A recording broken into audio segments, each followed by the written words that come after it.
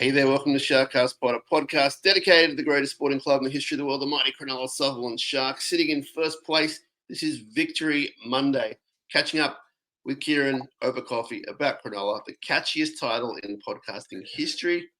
This show is brought to you by Dyson Logistics, the Royal Yacht Club in Port Hacking, and Jason Hawes at Cripps and Cripps Real Estate. My name is Sam Shinazzi. I'm an OG from 2015. I'm here with my friend Kieran. He's an OG as well, and we can tell you that the Sharks sit on top of the ladder for the first time since 2016. Ooh, Wow. 2016 vibes. I've said it for the first time this year. Good morning, Kieran. Good morning, mate. How's things? Top of the table, man. It's pretty crazy because I don't feel like we've hit the ground running, really. It's kind of been a lot of those yucky games that you really don't want to go through, but they're getting the job done. Yeah, I think that there's plenty of work to do, which is what you'll hear the coaching staff tell you and the players as well, which is great. But I also think a lot of it is deserved. Like, they've worked hard. They've come out of situations against the Warriors, against the Cowboys. They've had a really good offseason. They've had a lot of injuries, man, which people don't really give them, for want of a better word, credit for in fighting out of that. So in a lot of ways, they really have earned it. And if you think about the Tigers game, which we really should have won, I think we're kind of near where we should be. Maybe we shouldn't be first, but we're top four. Yeah, and it's one of those things where I think we go into a lot of those games that we've had and we expect to win. And there was a couple of games there where I thought we might be in trouble, just historically how we match up with certain teams like the Raiders always seem to give us problems. But to your point, they've grinded it out and they've got those wins, and they have had a lot of injuries. And even guys like Sipper, on the bench didn't get a lot of minutes. So you do question him. Kafusi looked a bit, he still looked a little bit hurt on a few hit ups as well. So I still think they're playing with a couple of niggles. So it's crazy, how much it's been impacted by injuries this season so far. Because it's only 5-6 rounds in. 5 games in, 6 rounds. I get the feeling a guy like Toby Rudolph came back a little bit early. Now that's not a fact, so don't go quoting that on the internet. But I think that he came back a little bit. Well, I think that the coaching staff would have been surprised that the doctor said, "Yep, he's good to go," because he probably could have done with another week or 2 rest. But he was fantastic when he came off the bench. Yeah, it felt like he was really trying to make up for missing a little bit of time, and it felt like he was a little bit angry. And having him off the bench was quite unique because he was really ripping and tearing with Jack Williams at the same time, right? So maybe that's the spot he lands in, because you're going to have a fair few players in that middle. Hamanueli played in New South Wales Cup for the Jets as well, so he's starting to get a little bit of troops back, but they're just going to get the minutes into the legs. Now, I mean, we'll get into the players in a little bit, but I've been one of Toby's biggest, definitely not detractors, but challengers. I've always challenged him on the show to do more, to be better, to be what he can, the potential we think he can be. And I reckon he's there now. 2024 Toby is unreal. Yeah, I think the question on Toby for me has always been, what's his ceiling? Like, is he that verge on the edge of playing rep football front row? Is he a rep footballer, right? And I don't know if he is a rep footballer, but I do think he's kind of that next tier below, where he's really knocking on the door if he plays to his best of his abilities, right? So that's always the question, and it's always consistency too, because he has picked up a fair few injuries, so he's kind of lost that momentum a few times, and I think his toe still gives him a little bit of trouble too. So hopefully he can get himself fully fit and we can see the best out of him. But again, I always talk about it every week. Once Vanilla Blake gets here and helps with the workload for these guys, I really think we're going to see a lot of improvement out of all of them. Yeah, and I think, to be fair, a lot of them have stepped up this year. Now, you're a big warrior. You're a warrior from way back, like myself, but probably to a bigger extent. You are a bit younger than me. So you've got to learn about the worrying and how to kind of address it. But scale of 1 to 10 at 7:35 p.m., how worried were you about this being a danger game? I was, on the Kieran Fraser stress on levels, I reckon I was about a 7, because these are those games where you look at and you just go, why does it have to be us playing them, right? Like Benji's first home game at Leichhardt. Why does it have to be us playing them? Like the hammering South's cocked all week. Why does it have to be us playing them, right? And that first, 15, 20 minutes, I think I messaged you just saying, look, I'm just not enjoying this. This is all of my fears coming to fruition. I'm not one of those guys that'll kind of have a meltdown and throw the toys out, after 10, 15 minutes. But it was just like, this looks like it'll be one of those games where we'll get dragged down to their level and anything can happen then if it's still close, right? And full credit to South, like they didn't go away. Like I was texting with a friend who's a South fan, and he said that's the most effort he's seen from South in a very long time. So Yeah. I'm so glad those yucky games are kind of behind us now, and we can move on. Now we're going to play the good teams. Yeah, now we're going to play the good teams, but then like if it's close or if it's a tough game, you want that. So that's okay. It's when you play the lower teams in bad situations where if they do lose, like the Tigers game, you kick yourself all season because they beat the Tigers. They're flying at the moment. Well, they are coming first still. You're 100% right, because I mentioned that game more than I would like to each episode about the Tigers game. I've already done it once in this episode. But I'm glad that sanity prevailed. I'm glad common sense came through, because I think even once in the first few sets, I thought, no, we're going to be okay. I know they went back and forth a little bit with tries towards the end, but I honestly, hand on heart, never thought we were going to lose that leading into it. And then during the game, it got a bit closer than what I would have liked. But that was circumstantial, man. Like, Souths were never going to give up, no matter what. Like, they had one guy on the bench for most of the game. That's the crazy thing. Absolute injury crisis. They had Jack Whiten back at fullback. The guy on debut playing fullback, who looked really good, he was off with a HIA. I mean, and 20 other injuries. So even given that, right, you think Sharks fans think, we're going to win this by 30 now. It's like, no, they're fighting for everything. Yeah. The coach is fighting for everything. You could see they hadn't given up.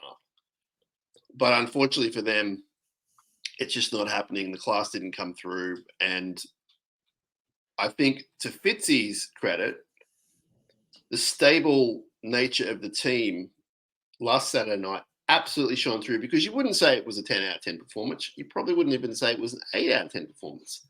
But it was solid, man. Like, they didn't play bad. They didn't defend bad. They conceded 22 after full time. But I was not disappointed with that game at all. And it didn't make me reach for my Ticket Tech hotline to buy the grand final tickets. But they did everything they needed to do, man, which is awesome.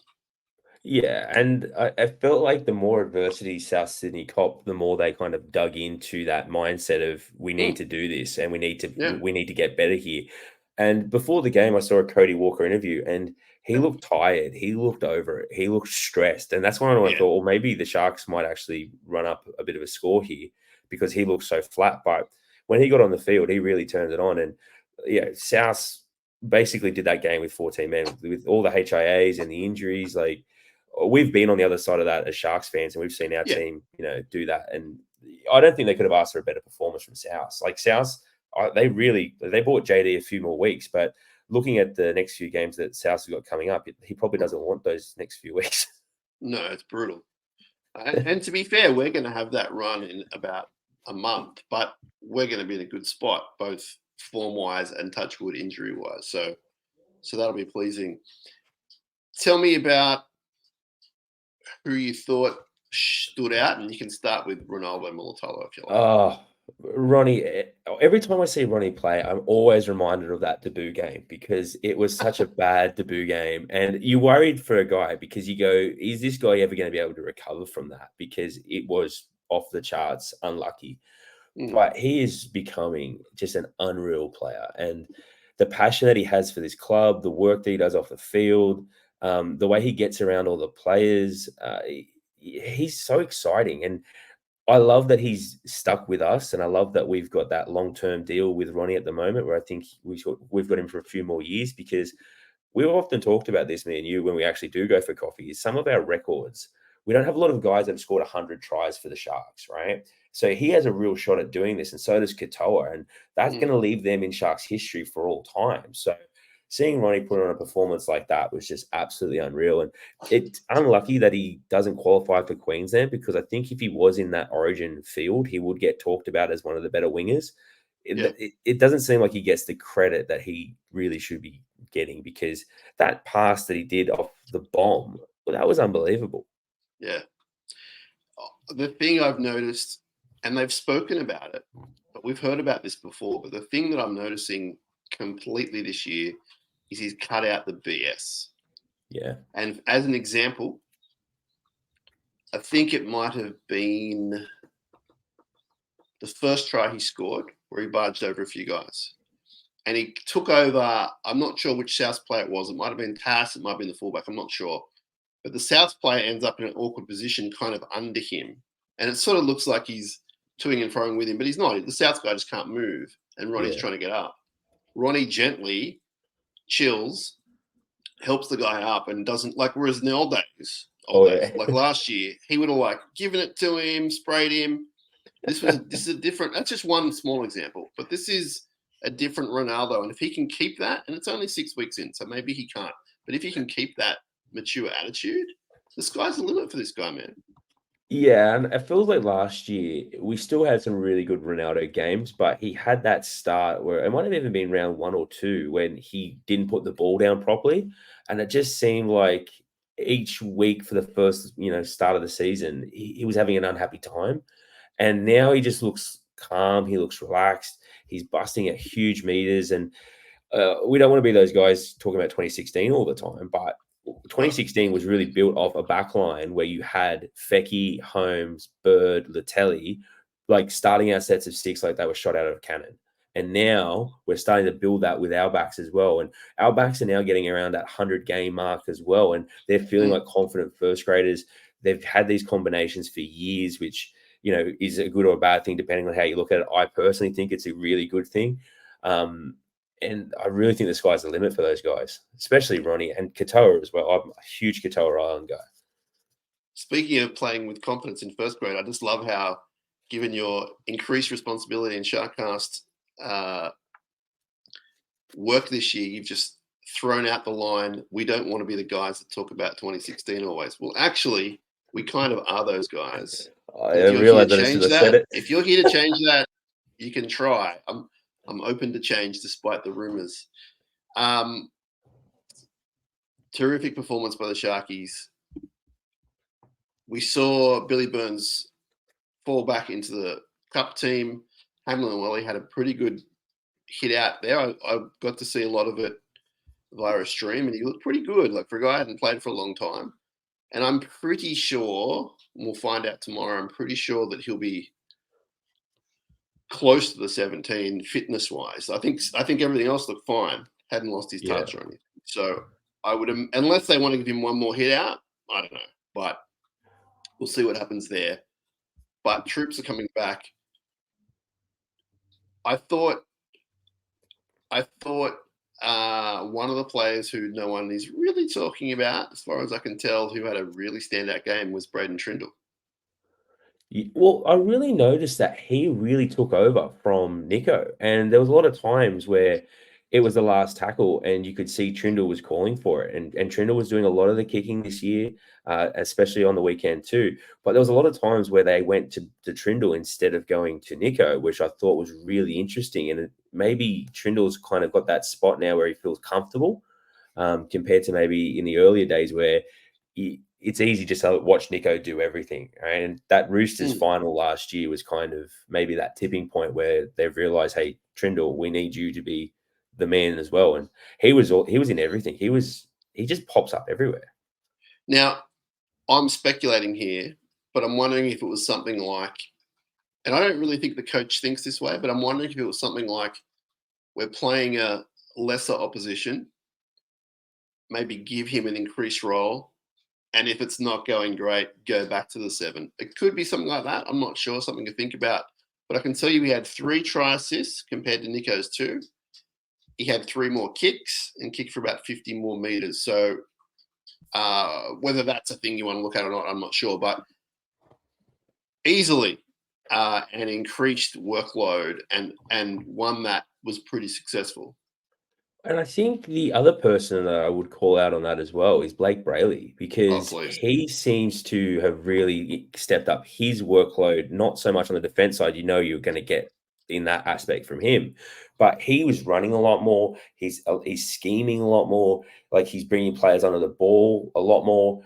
And he's the one that is going to Trindle as well. So, if they've sat down, had that meeting and sort of said, we can't just rely on Nico all the time, it's starting to piece together. And that's probably one of the benefits of playing some of these lower sides, is you get a chance to really double down on some of those combinations and try those things, because you've always got the Nico side to fall back on too. But I was very happy to see Trindle doing his thing, because he kept giving the ball to Wilton, and I was on Wilton anytime try scorer. So that was happy days for Kieran. Well, I'd be happier if you went 2 tries in a game. But anyway, Blake Brayley, terrific. And running more, engaging the line more, getting penalties. He had a line break. Siffer, if he had one more little step, would have scored. But it was a great cover tackle from the Souths guy. I'm noticing Blake, obvious statement, but his confidence level is sky high. I see that when I talk to him down at training, and you can hear it in the interview we did last week. And when I say confidence, it's definitely not ego. It's not cocky. It's just he has a new step in the way he walks and the way he carries himself. And he seems really comfortable and at ease with his new role of being just a little bit more involved. And I saw it again on the weekend. So if he can keep that up, I think Sharks are going to benefit from that, and he will benefit from it. There's articles in the weekend about having meetings with the New South Wales coach, and that's a long way off. And the only reason I would want to see him do that is for the accolade. I wouldn't want to see him miss games or be chance of injury or whatever. But that's the pinnacle for him, and I think that's probably a couple of man of the match awards away. I don't think we're there yet, although, it was the last hooker. Oh, it's Appy, and I was going to say Damien Cook. He's not playing first grade, so he's got to compete with Appy, which would be difficult. But to be in that talk, to have those talks, it means that he's in great form.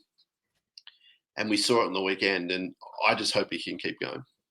Well, I think it'll take an injury or sickness or something like that with Appy to get him out of the jersey. And then it'll come down to Robson and Brayley from the Cowboys, right? And Nico was also invited to that dinner with Maguire that I saw. And I think there's a possibility that if you look at the 5'8" for New South Wales, Cody Walker's not in great form. Luai hasn't fired at origin level. Mitchell Moses returns 48 hours before the team is announced. So there's a chance that Nico could actually get called into the 6, especially with his defense, which was the one thing that people were questioning him on. Seems to have stepped up a lot this year. So maybe they pull that card of combinations, and they look to bring Brayley and Nico in as a package, which would be great for them personally, but not so great for us in Sharkland, because we're a little bit skinny in those positions. Yes, you might see Beryl or even a Healy step up. You might see Atkinson play at 9. We'll get to that when we need to. But it is a sign, because Madge Maguire did say he's going to pick on form, and that's, as a non-origin guy, that's got me really interested, because that's what it should be. And if it's going to be like that, I'm definitely more interested. And if he's talking to Nico and Brayley together, then something is a brewing. Now, we're here to talk about the Sharks. That's what we're going to do. Man, I think it was a really all-round solid performance. I thought the bench had less impact this week, but I think that was more circumstantial to the game.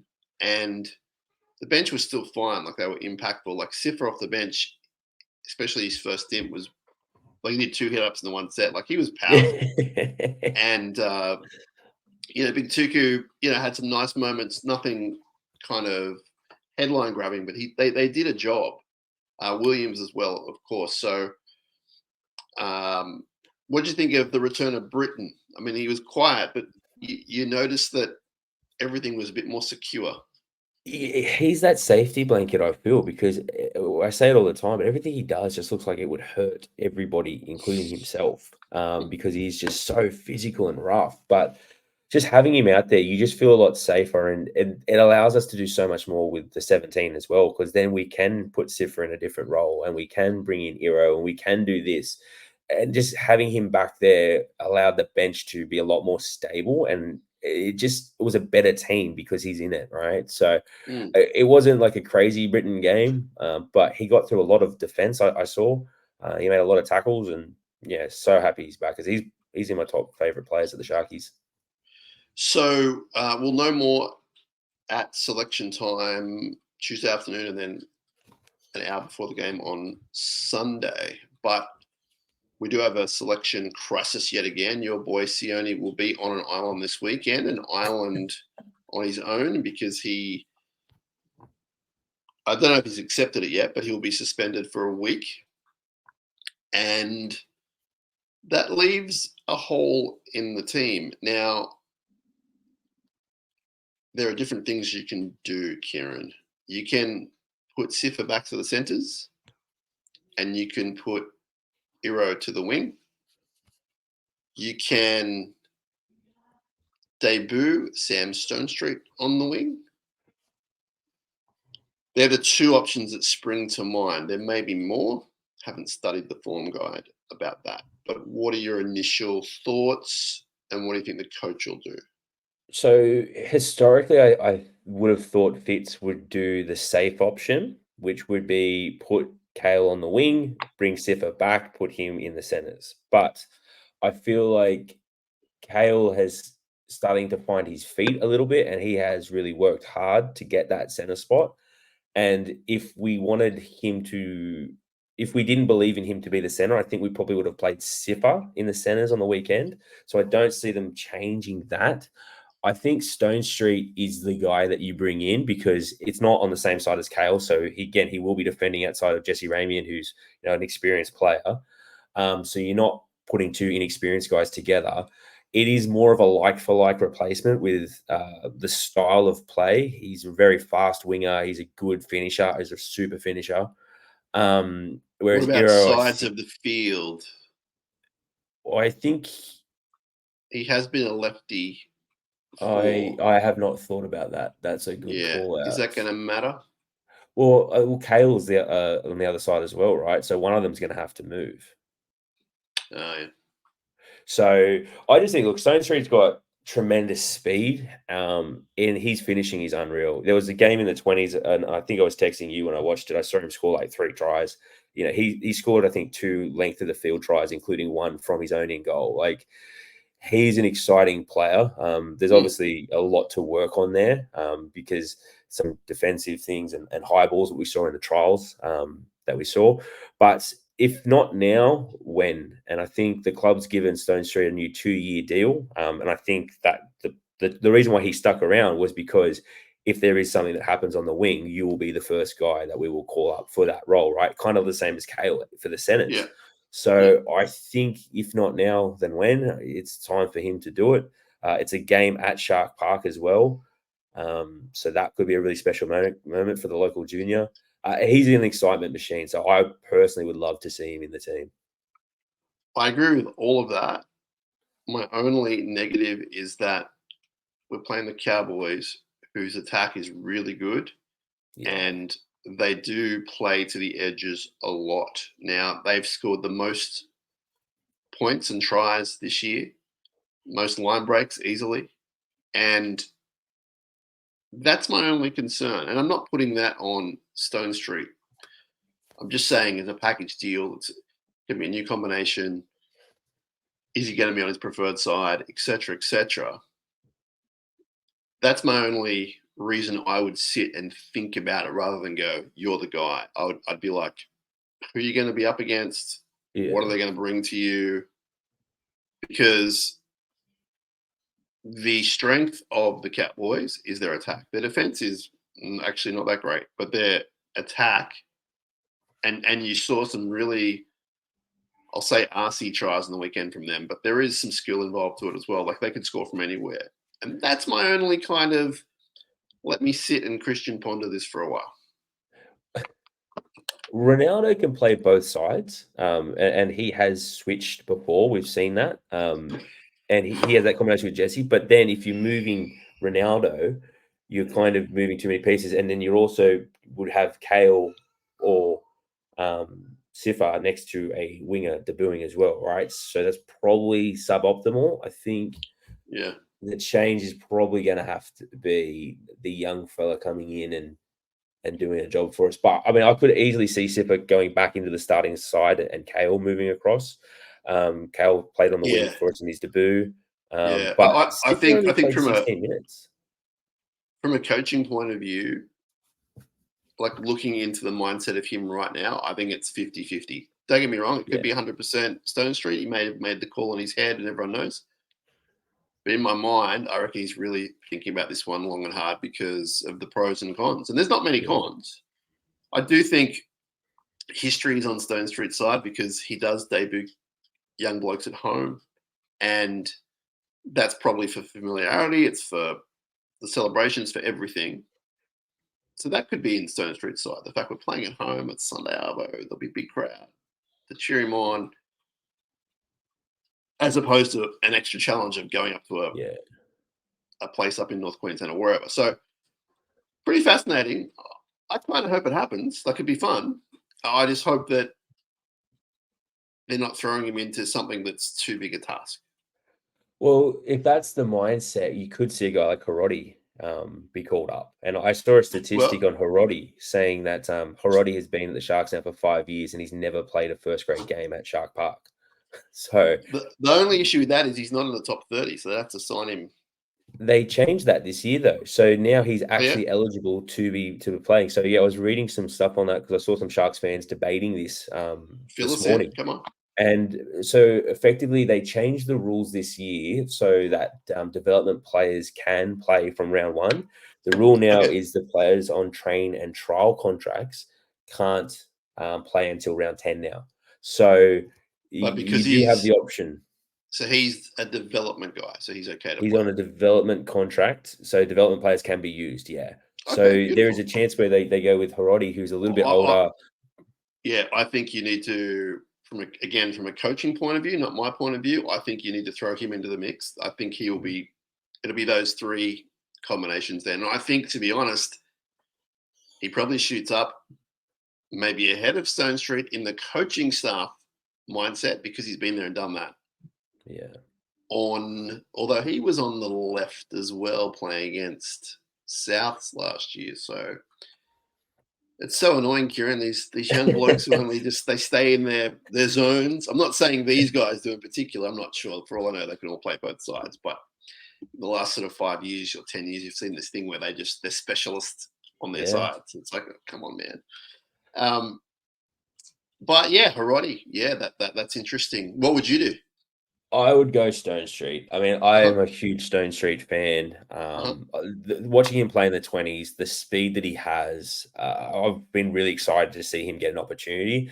I understand, yeah, it might not be his preferred side, but he is an excitement machine. And if he gets a little bit of space, he's gone. And I also think like Katoa and Ronaldo are going to be our wingers regardless, right?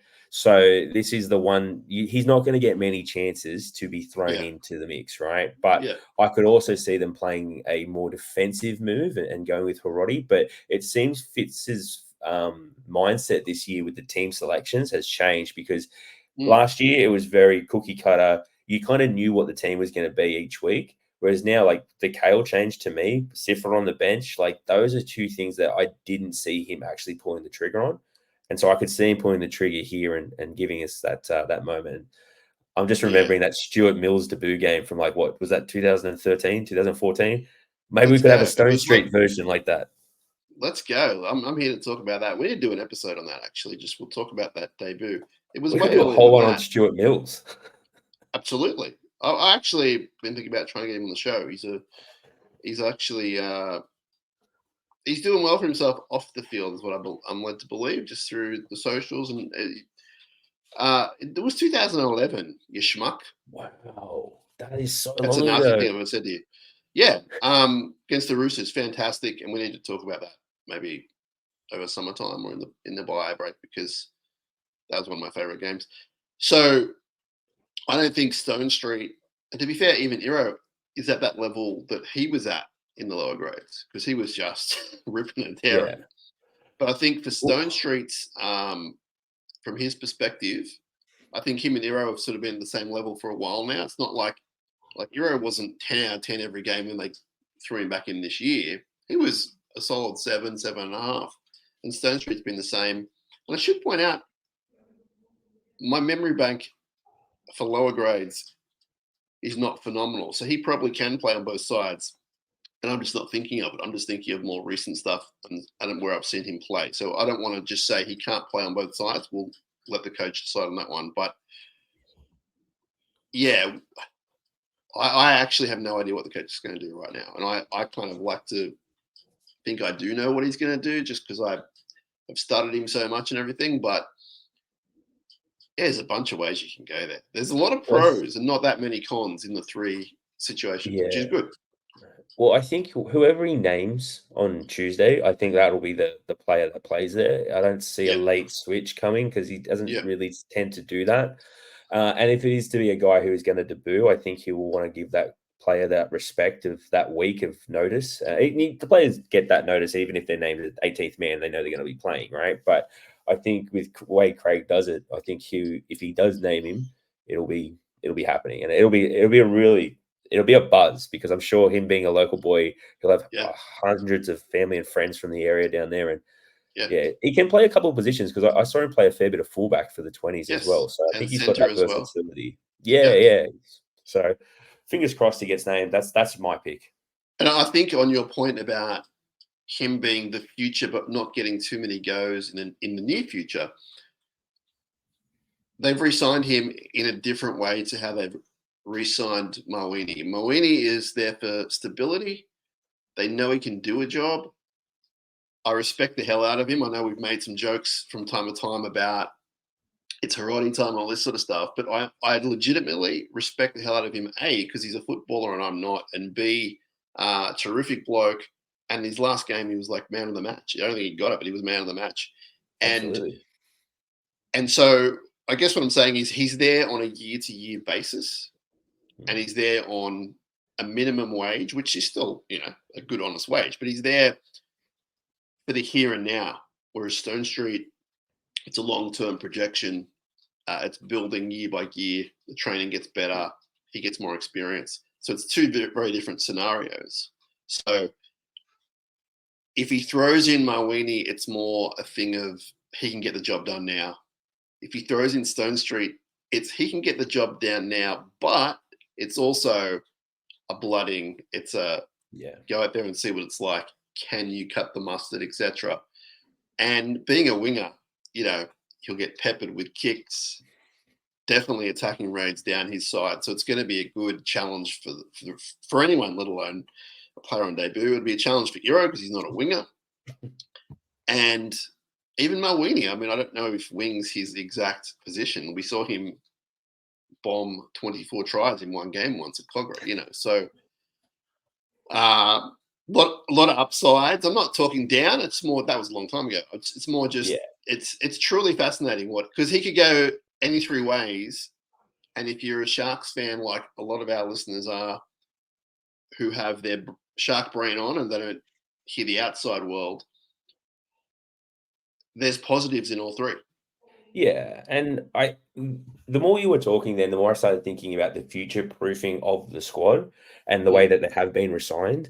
And I think Katoa is like 28 when he's off contract next. And I think that's the same time that Stone Street's off contract as well, right? Yeah. So again, there's going to be a little bit of a passing of the guard at some point if he is to stay.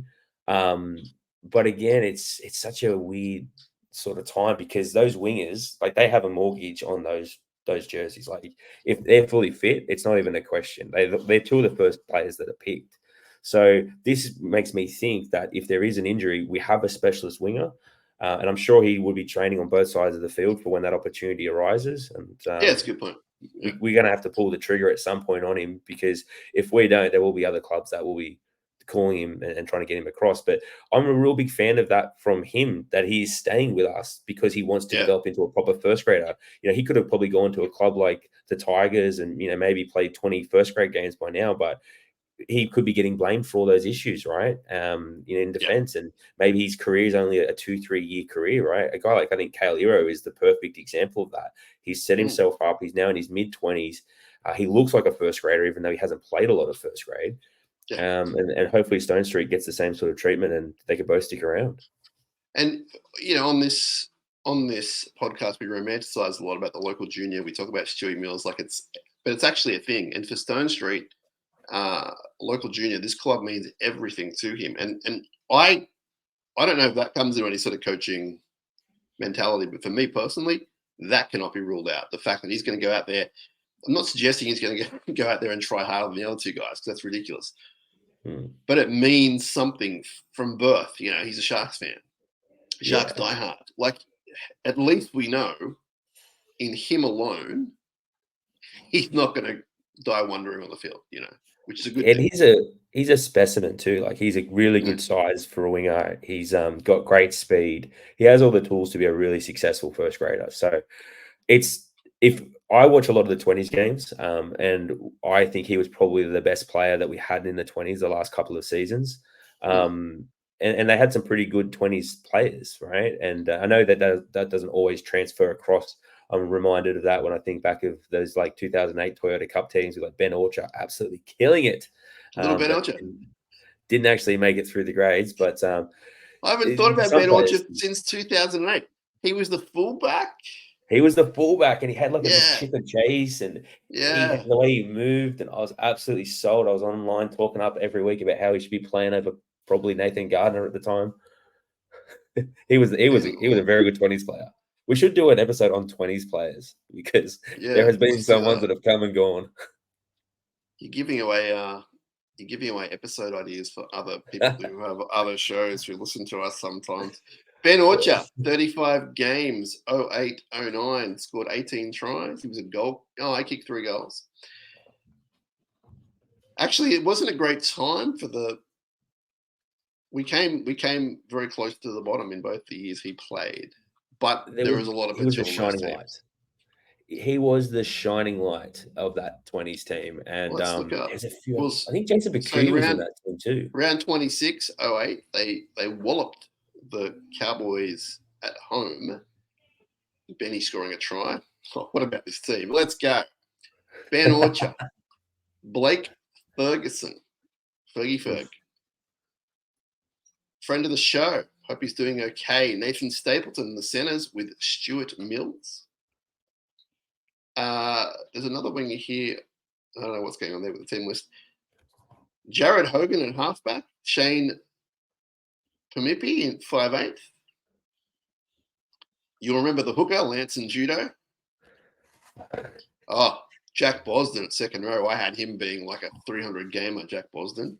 So one time we were at the Terrigal Beer Garden, and a couple of my mates were bailing up James Maloney about fantasy football and who's the guy that we should sign that's going to kill it when they were at the Roosters. And he said, Bosden. He said, this guy is going to be the next big thing. He's going to add in the best player. Yeah, unfortunately. That reminds me, I've got to give a shout out. I don't usually do this very often. We had a Sparky round at our place about a month ago. His name's Nathan. I want to say his name's Nathan Island. I apologize if that's wrong. And people in the Shire should look up this guy. I think it's called Island Sparky or something like that. But his name's Nathan Island, and he's a listener of the show. So shout out to him. And he went to school with Jack Bosden and a few other guys. I won't really say what he said about that stuff, but Jason Bakuya at lock. Big Jake Analazar, is that how you pronounce it? Now, what about this? How did this guy not kick on, Kieran? James Sharkey. Oh, mate. Come on. I was up there with Bob and Dingy from the 2004 flag team. So that was the last round of 08. That's a good team. It's okay. If I go to 09, so Ben Orchard was a guy me gorilla, by the way. 09, so near the end of the year, we lost 40-14 against Brisbane at Suncorp on a Monday, which sounds very much like a first grade game. Joe Rococo on the wing, Ricky Latelli in the centres, Chad Townsend at halfback, Trent Grubb, who played, I think, one game of first grade for us. And he made like 60 tackles. He made an insane amount of tackles. I don't think he had one run, but I think he made like 60 tackles. It was insane. Oh, little Joey Grummer was the coach. I don't remember that disrespectfully. Jason Bakuya was on the bench for that game. When did we start getting good with the Peachies and those guys? That must have been like 2010 or so. I think 2010, 2011. Yeah. Yeah. And they think they fell short. It was one game before the grand final. And I want to say it was like a Friday night because I think I was on the train on the way home and I got the news through that they didn't quite make it to the grand final. But they were a very good 20s team. You went straight to the hotel and said, "Barman, I need a drink." We need to do this. Yeah, remind me, Kieran, okay? Because I forget stuff. Remind me before the other podcasters do it. I'm just kidding, other podcasters. Remind me we should do it NYC. Yeah, for sure. Because that's we will go to the deep waters on that one, mate. That's one of my favorite topics. James Sharkey, I forgot about him. Do you remember Solo Alone? We always make that joke at work. Solo Alone. No, but I do remember There's a player Sam called Noah Solo. that played There's a first grade. player called Solo Alone, spelled how you think it's spelled. Think about it. Well, my colleague Wally, who I think you've met and's been on the show. Yes. We were at we used to cover these games for Fox, which was awesome. And there was like 3 people at the ground or whatever, and he was on the sideline for some reason, and he took a picture of Solo Alone, standing alone, coming onto the field. And again, I'm not mocking. It's an amazing name, like bless. But these are the deep, dark corridors we need to go down, Kieran, because I know our listeners would love to hear this. It's an education for those who weren't around, younger listeners. So Ben Orchard, just staring back at me on the page. I remember he was really good. It was fast. And I for some reason, I'm just remembering chip and chases from him. I don't know why, but he was an excitement machine, just like Sam Stone Street is. Yes, back to the subject matter. Thank you so much, Kieran, for getting us back there. Now, you're off to New Zealand today for work. Are we allowed to say that? I just said it. Yeah. So today, if I was a little bit all over the shop at the start of this podcast, it's because I spent the last 2 hours trying to find my passport. And the fear that you have when you have a flight that day and not your passport, it's up there with, being in the water with an actual shark in terms of level of fear. Now, I don't care if I don't go to New Zealand, but I'm sure my company would be quite upset with me if I did not actually make that flight and all the meetings that we've got booked. I think I've got like 14 meetings in 3 days. So it would have been quite a kerfuffle. But of course, I sent a text message to the wife. I gave her a call, said, I put my passport in a certain spot in a cabinet. It's not there. I'm not accusing you of anything, but do you know where it is? And the first response I got back was, I haven't touched it. Now, where I found my passport, it was in the middle of a bunch of photos of our children. So I definitely did not put him in halfway through there. So maybe I've got a fairy. Maybe I've got a goblin. You do have 2 fairies there, don't you? I do, but it was up on a topper level that kids couldn't reach. So, yes, if she listens to this, which I'm sure she won't, you definitely hid my passport. But your number one blessing in life is that Grace does not view SharkCast most weeks. I was talking to a friend actually about the first time I took Grace to Shark Park, and my wife grew up in the area close to Cogra Oval, and I told her to wear a Dragons jersey. That's not in the area. Well, no, I mean in that area, like of Carlton, Cogra, right? So she grew up in Dragons territory. She doesn't watch football. She couldn't name one player. And before you say another word, I have to say I've met your wife. She's awesome. She's lovely. She puts up with you, and she's from that area. So yes, that's how amazing she is, right? Yeah, she's super quiet person, but yeah, she had the Dragons jersey from when she was in high school, and I told her to wear it into Northies on a game day, which was a local derby, and my poor wife, she almost vanished. If she could have fell through a hole in like the tiles or something like that, a crack in the floor, she would have disappeared. She had the worst time of her life. So thank you to all those lunatics at Northies that gave it to her, because I was in my Sharks jersey. So I think I was there that night. That's up there with Elaine wearing a Orioles hat to the opposition. Take your cap off. Take it off. That's what I would be like. Grace, take your jersey off. Well, I felt bad. I set her up. You did. And she's still stuck with you. Yes. And important to note, she does not go for that rabble of a club anymore, which is fantastic. No, she definitely doesn't. And my daughters are staunch Sharks fans. All 4 of us have Sharks jerseys now. We live in the area. We're massive Sharks fans in this house. Well, my eldest is actually starting to get into it a little bit now, so that's actually a little bit of fun. She sings Up Cronulla as we go for walks after game days, which is quite fun. Oh, that's great news. Now I've got to find another seat for us up in the upper ET. How's that going to happen? I've The still great. got to find myself one. Now you go on. The great news is for everyone listening who are Jersey people, my quest for a 2016 Premiership jersey is over, thanks to regular OG listener RCB. He found one for me, and I got it, and it's on its way from a faraway location, and I'm very excited to wear this jersey at a game soon. Well, I think it was coming from England, right? Because I saw that listing Yes. and I almost bought it, so I almost Yes. ruined your dreams there. But I've got a thing where I'm trying not to buy too many jerseys because I've got way too many. And there is a rumor that we're going to get a really cool jersey later on in the year. I saw an Instagram post about that today. No, it's not a rumor; it's fact. You can say it. Okay, we can talk about it. Yeah, our retro jersey is absolutely insane. I saw a photo of it. It is everything that we have been asking for. I no longer am on social media, but I used to be on things like Twitter, and I would hammer the club like almost daily about bringing back this jersey, and it looks amazing. I am so excited. I'm checking the Shark store multiple times a day to see if it's being released yet, because I am not missing this. It will sell out. I'm looking forward to the day when the Sharks realize who you used to be online, and they ban you from coming to the ground, going to the leagues club, going to the merch store, any online activities. Once Gary and the crew find out who you are, it's done. I will be removed. Security will come to your seats. It'll be very embarrassing for everybody, but I will go down swinging. I'll be like, yeah, I don't know who this guy is. Yeah. Check is that his name when he passed? I don't know. Kieran, thank you so much for having coffee with me this morning. Cannot wait to watch the game with you on the weekend. It's going to be a good one. Like the Cowboys, we've got a great record against them, except for that one big blemish, but we've got a great record against them, and I expect that to continue. But it's going to be a challenge. They're in decent form. They're very up and down as far as results go, but they're scoring points when they play. So it's going to be a challenge.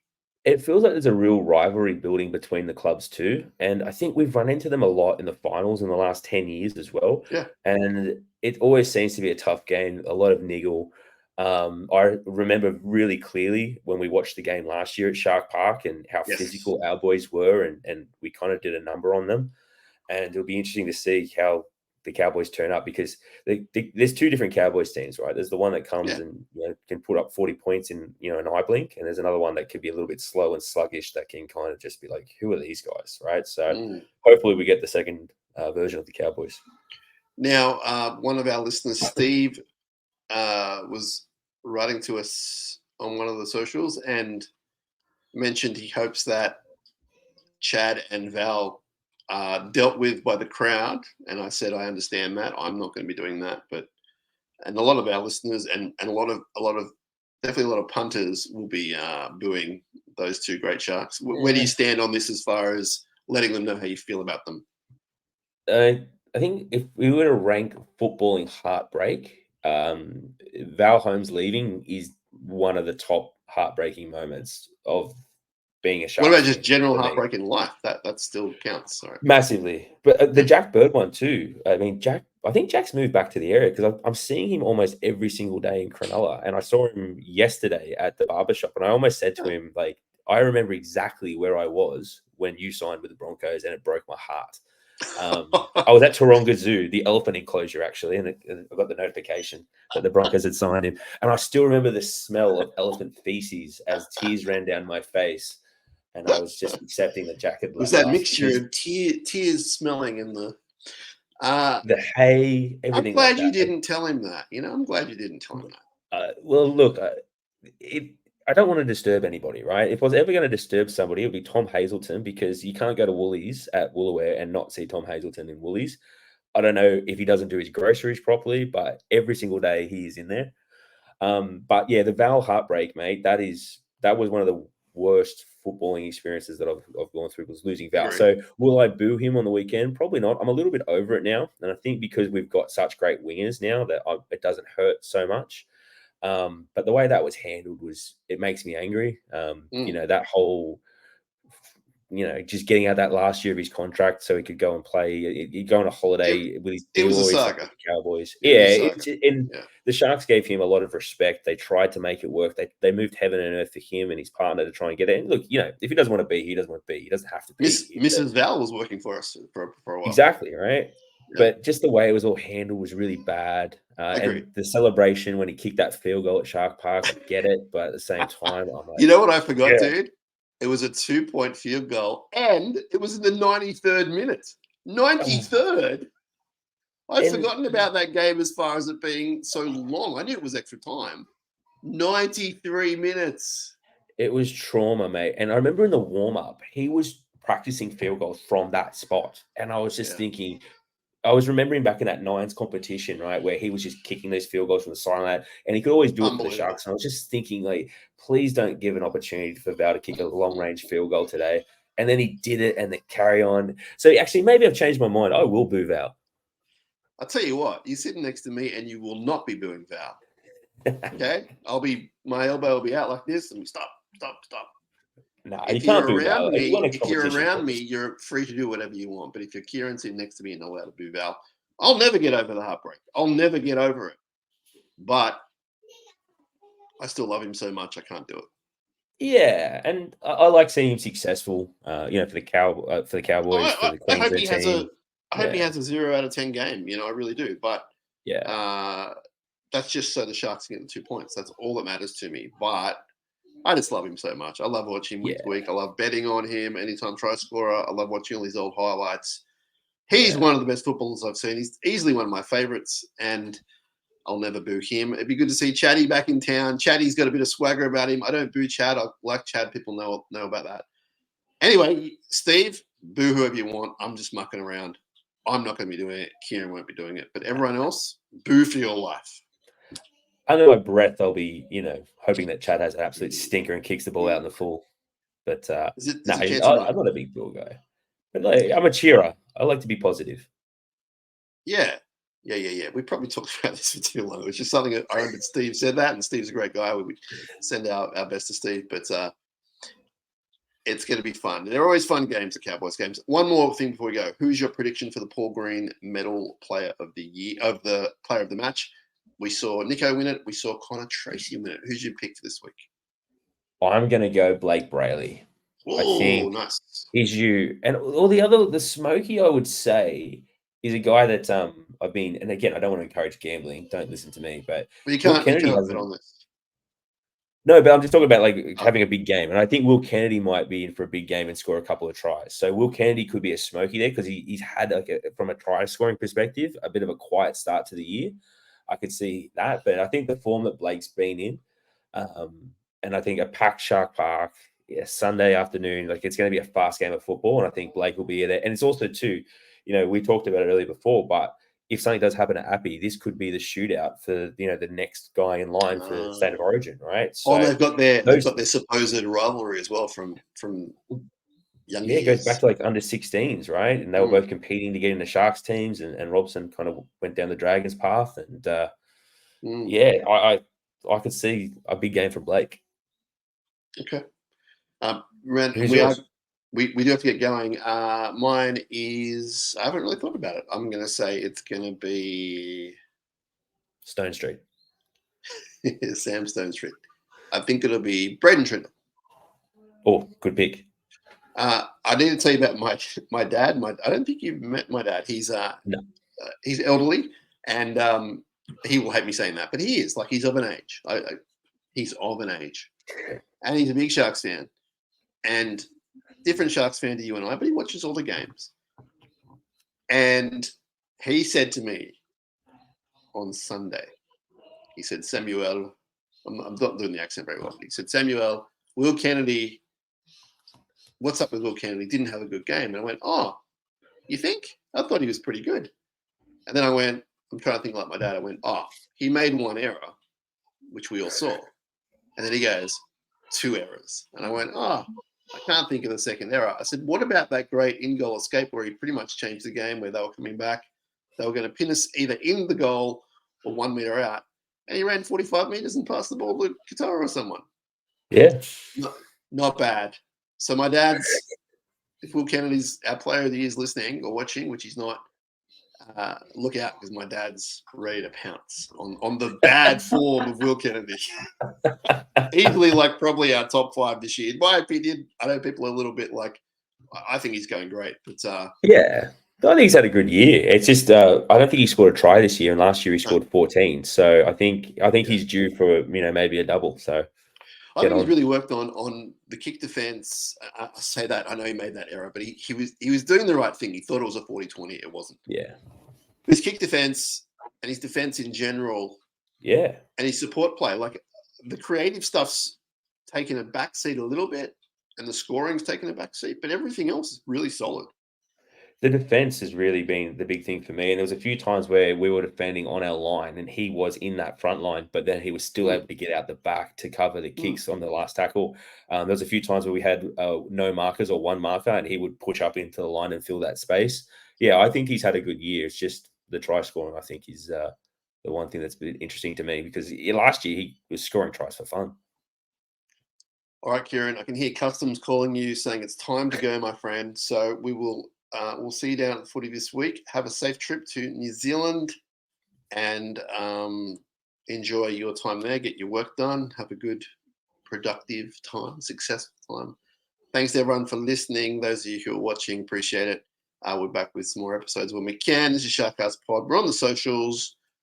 We're everywhere. Get in touch. Really appreciate your support. We will speak to you soon, and we're going to play the songs. We won the game. So this is Victory Monday. Catching up with coffee with Kieran over Cronulla, about Cronulla. Throw a carrying bar in there. Carrying bar, kind of. Okay. Safe trip, buddy. Thanks, How about mate. Cronulla, everyone else? Let's go.